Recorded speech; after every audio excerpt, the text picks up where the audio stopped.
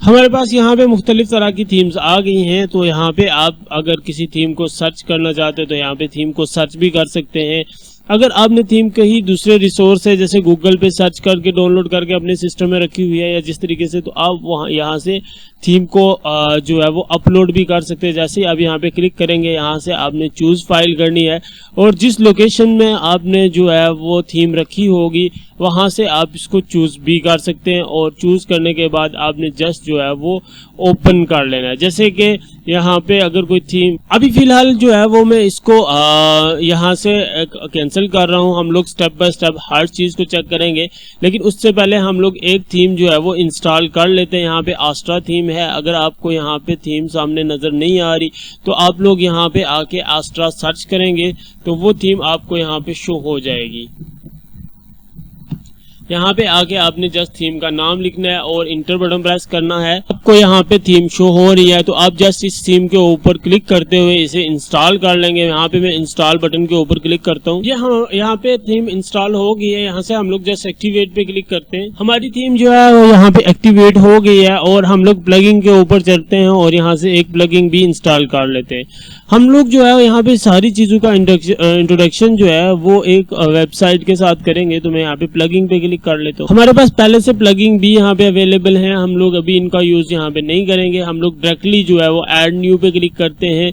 Same जिस तरीके से थीम आप अपलोड कर सकते हैं वैसे ही प्लगइन भी अपने सिस्टम से अपलोड कर सकते हैं और डायरेक्टली यहाँ पे सर्च करने के बाद भी उनको डाउनलोड और इंस्टॉल कर सकते हैं।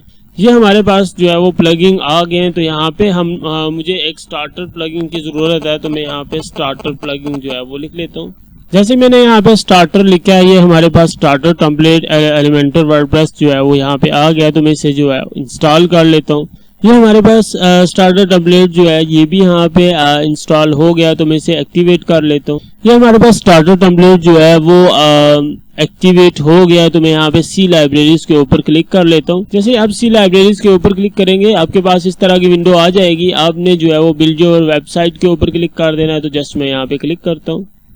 उसके बाद आप इसमें से जो है वो पेज बिल्डर को चूज करेंगे, मतलब जिसके मुताबिक आप जो है वो पेज बिल्ड करेंगे। तो यहाँ पे एलिमेंटर को मैं जो है वो चूज कर लेता हूँ। अभी यहाँ पे आपको किस तरह की वेबसाइट चाहिए तो उस पे आप लोग जो है वो क्लिक कर लें। तो मैं अभी जो है वो यही नेचुरल लव नेचुरल थीम जो है इसको यूज कर लेता हूँ। इसके ऊपर मैं क्लिक कर, यहाँ पे हम लोग स्किप एंड कंटिन्यू पे क्लिक कर लेते हैं। उसके बाद फिर से कंटिन्यू और इसके बाद submit and build my website.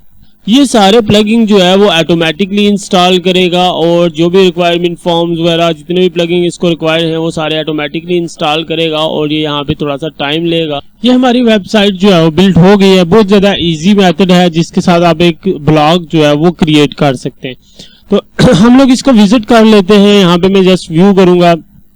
अब देखें यहाँ पे आपको एक चीज़ भी यहाँ पे शो हो रही होगी कि पहले हम लोग वर्डप्रेस WP एडमिन के साथ जो आप बिल्ड कर रहे थे वेबसाइट, अब जो हम लोग विजिट करने जा रहे हैं तो लोकल हाउस सिर्फ वर्डप्रेस लिखा हुआ है, ठीक है, जो कि फ्रंट एंड आपको जो है वो शो करवाएगा।